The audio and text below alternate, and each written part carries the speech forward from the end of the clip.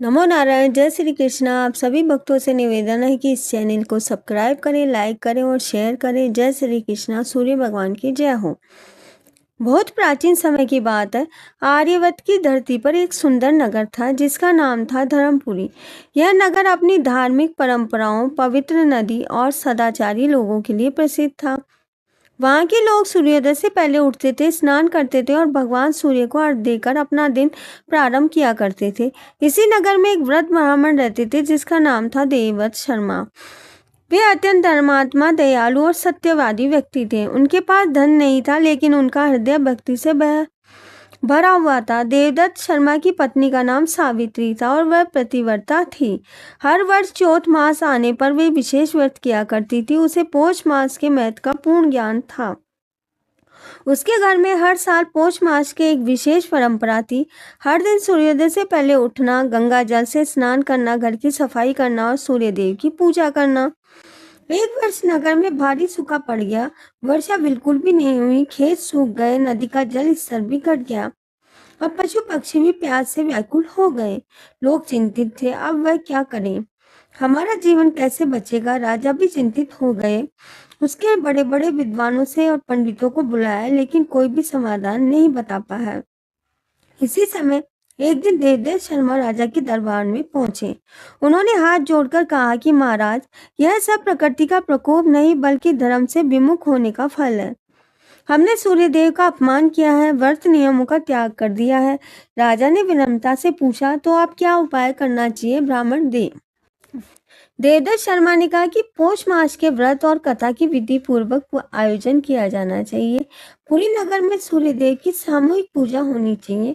गरीबों को दान देना चाहिए। राजा ने तुरंत मान लिया। पूरे नगर में घोषणा कर दी गई कि नगर के लोग एकत्रित हुए। स्त्रियां कलश लेकर आए, पुरुष दीपक और धूप लेकर मंदिरों में पहुंचे। पूरे नगर में ओम सूर्य नमः का जाप हो गूंजने लगा। देवदत्त शर्मा ने लोगों को पौष मास की महिमा समझाई। यह मास तप, संयम और सेवा का मास है। इस महीने में जो व्यक्ति सत्य मार्ग पर चलता है, सूर्य देव की उसकी रक्षा किया करते हैं। कथा के चौथे दिन अवकाश में काले मेघ छा गए। लोग आश्चर्य से आकाश की ओर देखने लग गए। कुछ देर में शीतल वर्षा भी होने लगी। सूखी धरती तृप्त हो उठी। लोग खुशी के मारे रोने लग गए। यह सूर्य देव ने की कृपा है। राजा ने देवदत्त शर्मा के चरणों में गिरकर कहा कि आज आपने हमें सही मार्ग दिखाया है, लेकिन सुख के साथ एक नया खतरा भी आ गया है। नगर एक धनी व्यापारी था, धनराज। उसे अपने धन का बहुत ही घमंड था। उसने सोचा कि सब दुर्भाग्य का कारण इन ब्राह्मणों की बातों में क्या आ जाते हैं। पौष मास के व्रत का मजाक उड़ाना उसने शुरू कर दिया। लोगों को रोकना इस सब अंधविश्वास है। काम करो, पूजा से क्या मिलेगा। कुछ लोग उसके बहकावे में आने लग गए। एक दिन नगर में एक वृद्ध साधु आए। उनके चेहरे पर अद्भुत तेज था। उन्होंने धनराज सेठ से कहा कि बस धर्म का अपमान मत करो, यह अहंकार तुम्हें ले डूबेगा। धनराज सेठ पर हंस पड़ा। आप कौन होते हैं मुझे सिखाने वाले। साधु मुस्कुराए और बोले, संयम, समय आने पर संयम से नहीं रहोगे तो तुम्हें सब बातें समझ में आ जाएगी। ये कहकर वे चले गए। कुछ दिनों बाद धनराज सेठ का सारा व्यापार अचानक घाटे में जाने लगा।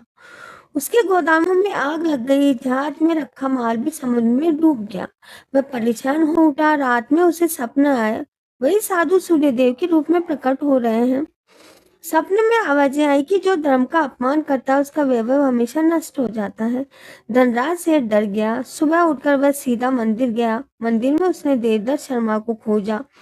उनके चरणों में गिरकर बोला कि मुझसे बहुत बड़ा अपराध हो गया है, मुझे क्षमा कर दे।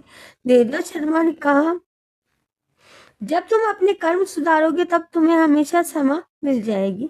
धनराज सेठ ने पूरे पौष मास व्रत रखने का संकल्प लिया। गरीबों को अन्न, वस्त्र, धन देने का दान शुरू कर दिया। नगर में निःशुल्क भोजन की व्यवस्था करवाई। कुछ ही समय में उसके जीवन में सारी सुख शांति वापस लौट आई। उसका व्यापार फिर से चलने लग गया। लेकिन अब उसके मन में घमंड नहीं था, बल्कि सेवा की भावना थी। वह रोज लोगों से कहता कि सच्चा धन व्यक्ति की दया में ही है, लोगों की सेवा में ही है। इस प्रकार पौष मास की कथा के चौथे अध्याय में हमने ये शिक्षा हमें यह शिक्षा मिलती है कि अहंकार मनुष्य का सबसे बड़ा शत्रु होता है। धर्म का अपमान करने से जीवन में दुख ही आता है। सच्ची भक्ति तो हमें लोगों की सेवा करके ही प्राप्त होती है। दान करके ही सच्ची